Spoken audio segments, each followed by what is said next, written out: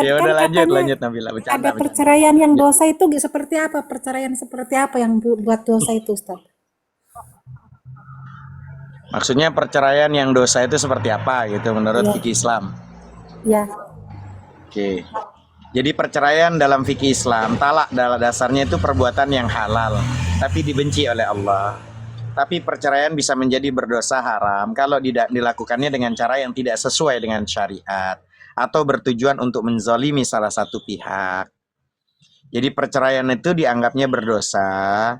Ini umumnya disebut sebagai talak bid'i. Talak bid'i itu talak yang posisi diharamkan. Ya. Ada rincian perceraian yang berdosa menurut fikih Islam. Pertama, menceraikan istri saat haid atau lagi nifas. Catat. Berarti Ustaz, saat lagi gue mau cerai, gue periksa dulu. Ya periksa dulu. Cek. Gitu loh. Suami dilarang menjatuhkan talak ketika istrinya sedang dalam keadaan haid atau nifas. Namanya itu talak bid'i. Hal ini diharamkan karena akan memperpanjang masa iddah, masa tunggu sang istri yang mana merugikan istri. Sampai sini paham? Lalu menceraikan istri pada masa suci yang sudah dicampuri. Ini namanya talak bid'i namanya. Suami berdosa menjatuhkan talak saat suci, namun di masa suci tersebut suami sudah melakukan hubungan suami istri, jima, udah prikitiu, tahu teman-teman ya, dengan istrinya, dilarang karena dikhawatirkan istri hamil dan suami menyesali talaknya kemudian. Orang habis main, dia keluar main dari pintu udah kelar, lu gue talak gitu. Enak kali, bah. Laki itu enak banget, udah giliran ngebuang begitu langsung main talak aja gitu. Ya itu dosa tuh. Ya.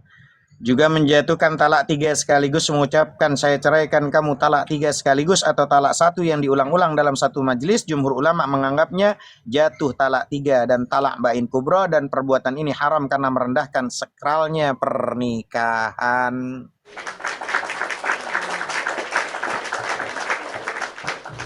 Ya, tan syar'i, ya, zalim. Perceraian yang dilakukan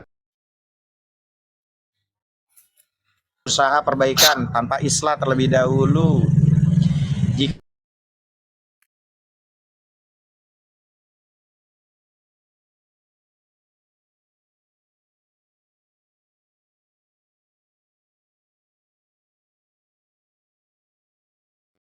Tes, tes. cerai tanpa alasan sah, haram masuk surga. Paham?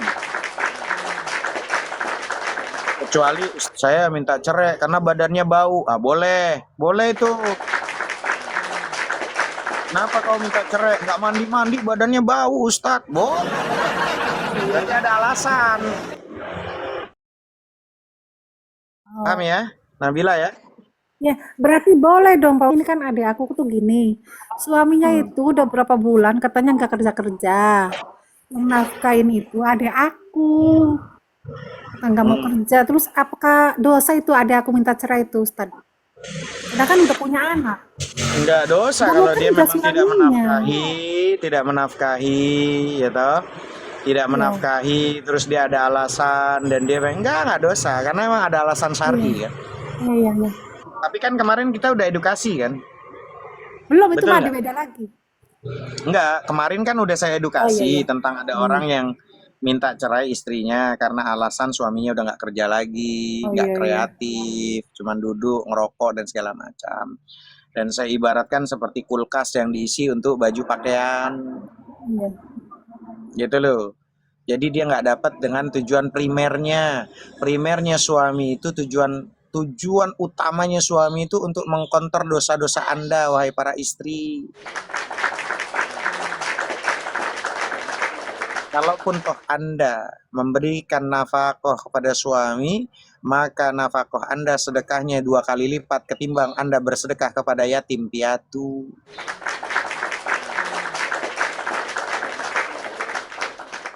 Paham? Soalnya ada tipikal nih bini, oh gara-gara nggak kerja, tapi giliran malam datang tuh lakinya mau dimasukin lah, emang dari itu cinta, emang beler aja tuh. minta cerai tapi masih demen aja sama prikitiu sama lakinya, kan ada yang ada nggak yang begitu? Ayo jujur, ada kan perempuan yang kayak gitu? Gue nggak demen sama Ada. dia nggak kerja gini, tapi giliran malam datang buka pintunya lebar banget.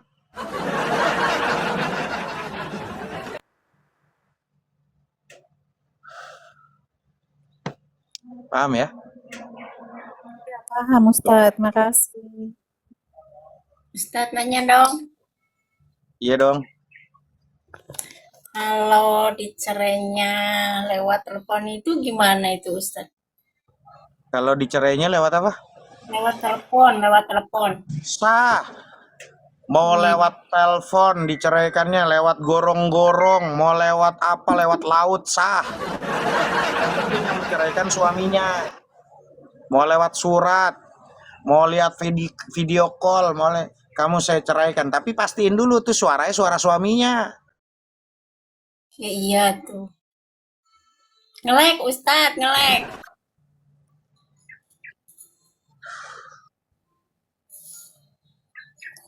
Ya makanya jangan beli pulsa doang, beli tower sama laki. Nanti insya Allah nggak ngelek kami gila. Ustadz yang ngelek.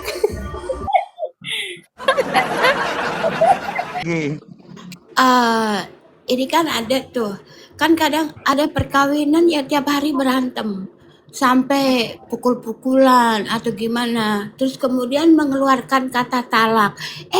Habis nggak nalak malamnya tidur lagi bareng. Itu masih sah nggak tuh? Waras nggak tuh? Dan tiap kali terjadi pertengkaran sampai huru-hara, si cowok nih enteng banget ngatain, aku talak kamu gitu.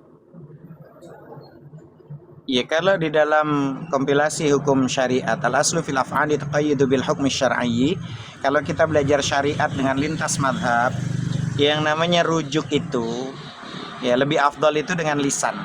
Adab, minta kembali rujuk. Kini ku telah kembali padamu kasih, setelah tadi ku bilang cerai. Lanjut gimana? Cuman masalahnya Nggak harus ke KUA lagi ya Ustadz. Ya Nggak harus perlu. ke KUA. Kalau umpama talak 1, umpama nih tahun 2000 omong kalau keluar. dia nalaknya nggak terhitung Ustadz, dia Oh, sekali berarti udah talak lebih itu kalau kayak gitu. sekali dia ngomong, aku pokoknya udah nggak mau sama kamu, aku talak 3 kamu katanya. Besok Nah, lagi itu namanya kenapa talak nggak ditalak bid'i. 100 sekalian kataku. Talak bid'i itu sah jatuhnya jadi talak ba'in, dan hukumnya tetap seperti kita berzinah kalau masih hubungan intim. Tahun 2000 ditalak, tahun 2013 ya ditalak lagi, udah kedua. Tiap 2026 minggu, talak, tiap udah bulan 3. mereka begitu. Kalau dia posisi tiap malam main kartu, main jenggut-jenggutan, banting-bantingan, smackdown, gue talak lu. Besok lagi main kartu lagi, main catur lagi, kalah lagi, gue talak lu. Udah 2. Tiba-tiba satu majelis, gue talak lu. Udah 3 tuh. Tiba-tiba lu prikitiu. Nah itu berarti lu nya yang namanya beleng-beleng. Belajar. Biar rumah tangganya berkah. Berarti zina Iya, itu. Nak. Itu hukumnya zina berarti ya Ustadz. Iya, jatuhnya Iya. zina. Terus kalau mereka misalnya bercerai nih Ustadz, apakah dia harus nikah lagi sama orang lain dulu baru Ya balikan? harus ada muhallil. Kalau talak ba'in, ya posisinya dia harus ada muhallil. Gitu loh. Si perempuan ini harus nikah dulu sama laki-laki lain sampai sudah jima, sampai udah dukhul. Sampai dia udah prikitiu, tiba-tiba udah prikitiu, paginya diceraikan, boleh kembali lagi kepada mantan suaminya. Apa hikmahnya? Supaya sang laki-laki tahu diri. Makanya nggak boleh seorang suami laki-laki harus ngerti ilmu agama rumah tangga.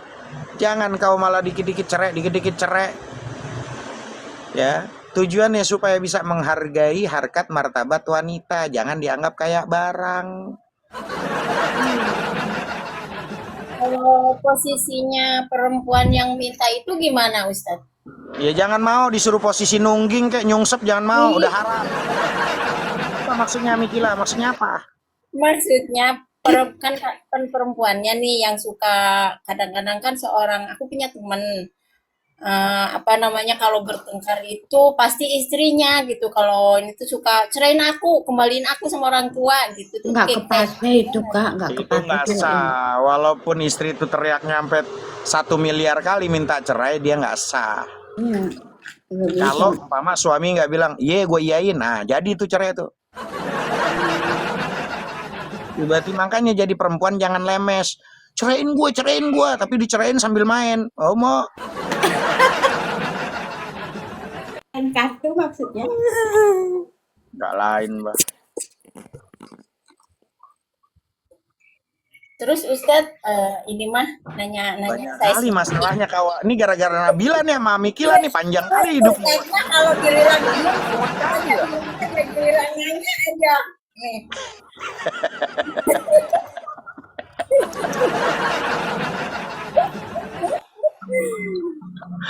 Apa lagi?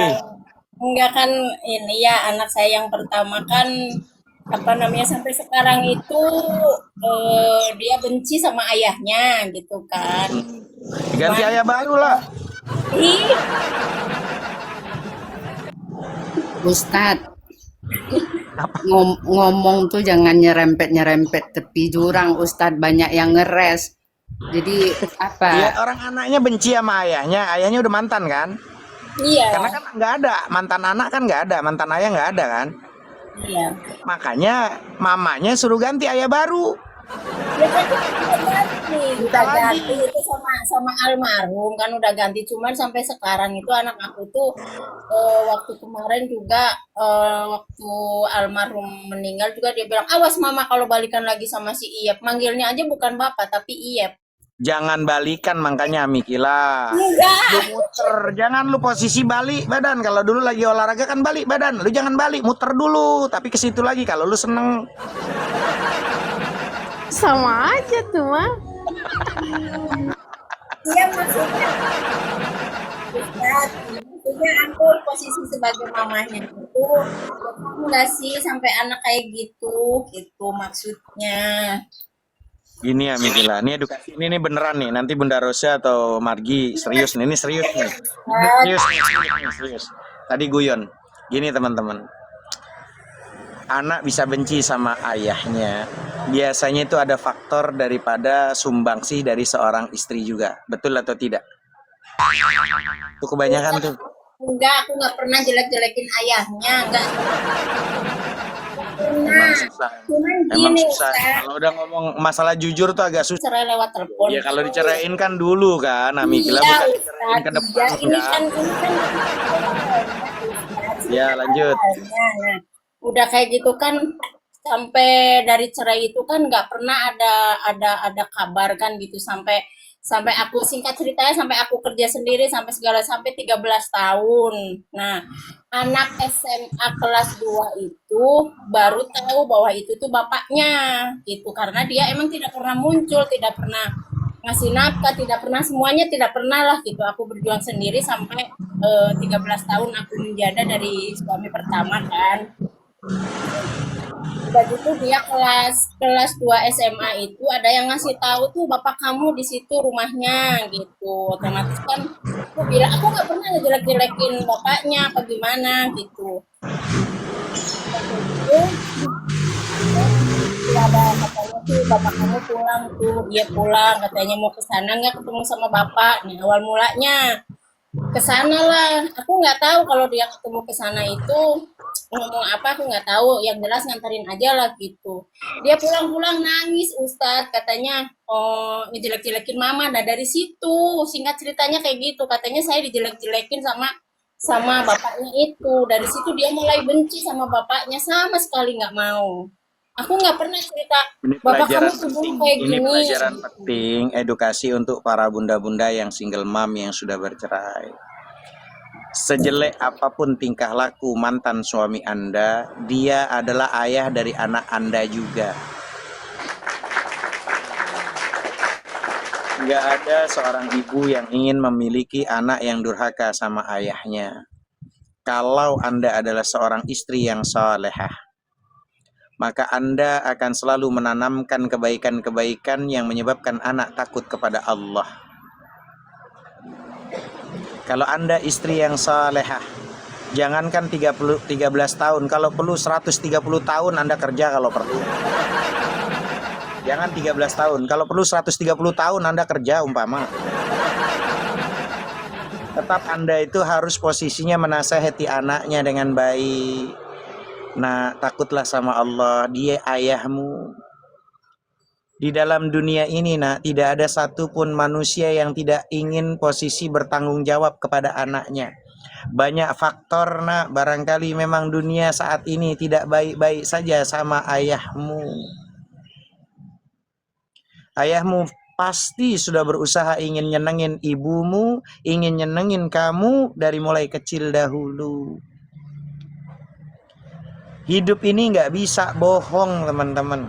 Setiap orang itu dikalahkan oleh pikirannya.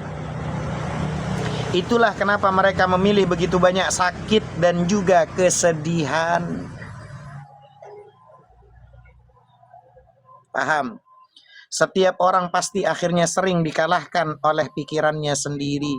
Di dalam benak yang tampak begitu sunyi pikiran kita hari ini, teman-teman, berlangsung percakapan panjang yang gak selalu kita sadari dalam hati kita. Pikiran itu mampu membangun harapan, tapi di saat yang sama juga menciptakan ketakutan yang terasa nyata dalam kehidupan kita. Dari sanalah lahir begitu banyak sakit hati dan kesedihan. Bukan semata karena apa yang terjadi, melainkan karena bagaimana kita menafsirkannya. Tergantung kita yang menafsirkannya. Kalau Anda adalah istri yang salehah, nggak akan mungkin terbersit dalam hati lisan Anda yang ngaku salehah. Saya bekerja sampai 13 tahun, saya nggak diopening. Nggak mungkin keluar dari lisannya istri salehah seperti itu. Pasti dia akan mengatakan, saya ridho dengan ketetapan ini, dan saya melakukan ini, barangkali ini ridho dari suami saya yang dulu mencintai saya, hingga saya bisa bekerja, menafkahi. Makasih wahai mantan suamiku, aku ridho kepadamu, kau pernah singgah dalam kehidupanku, dan kau pun pernah singgah hingga menjadikan anak ini kau titipkan kepadaku. Keren kalau kayak gitu. Jadi jangan posisi bohong sama Ustadz Hanafi, karena Ustadz Hanafi juga sering bohong sama Ani. Enggak, Ustaz, nggak bohong, emang kayak gitu. Aku nggak pernah jelek-jelekin bapaknya sama anak aku yang pertama ini, nggak pernah. Nggak Iya, saya pernah. nggak nuduh begitu lah, orang saya nggak nuduh kok. Amikila merasa tersangka sih. Saya nggak nuduh. Baik laki, apalagi perempuan yang udah single parent dan bercerai, kita tuh menjadi tawanan dari bayangan yang kita ciptakan sendiri. Hati yang seharusnya lapang perlahan jadi sempit, betul nggak? Dipenuhi oleh suara-suara batin yang nggak pernah benar-benar diem, iya kan? Gitu loh. Tapi di balik itu semua ada ruang sunyi yang bisa kita temui jika kita berani berhenti sejenak. Ada ruang di mana di hati ini berpikir nih, di mana kita belajar menerima bahwa tidak semua yang harus kita menangkan kan? Nggak semua harus kita menangkan kan? Tidak semua rasa tuh harus dilawan, enggak. Ada kalanya kita hanya perlu memahami lalu melepaskannya. Oh, faktanya saya pernah bersama sama dia. Faktanya saya sudah bercerai. Tapi saya harus jadi istri yang is the best untuk anak saya. Kan begitu, teman-teman. Kenapa? Karena yang namanya hidup itu kan bukan tentang mengendalikan segalanya, teman-teman. Hidup ini bukan tentang mengendalikan segalanya, melainkan tentang berdamai dengan apa yang kita bisa ubah. Ketika pikiran mulai dilembutkan oleh kesadaran, hati pun perlahan menemukan ketenangan. Maka dari situlah kesedihan yang dulu terasa berat banget, mulai dah dia berubah. Berubah dia menjadi pelajaran yang menguatkan kita. Nah, andaikan dulu masih bersama ayahmu, gak mungkin ibu kayak gini. Ada hikmah ibu bisa mandiri ini juga karena ayahmu juga, nak. Dia ayahmu, nak. Walaupun seperti apapun kejelekan ayahmu, kau haram benci sama ayahmu, nak. Marah sama ayahmu nggak boleh, nak. Wala taqul lahuma uff. Ngomong uff aja nggak boleh. apalagi sampai benci sama ayah. Kalau Anda jadi istri yang soleh,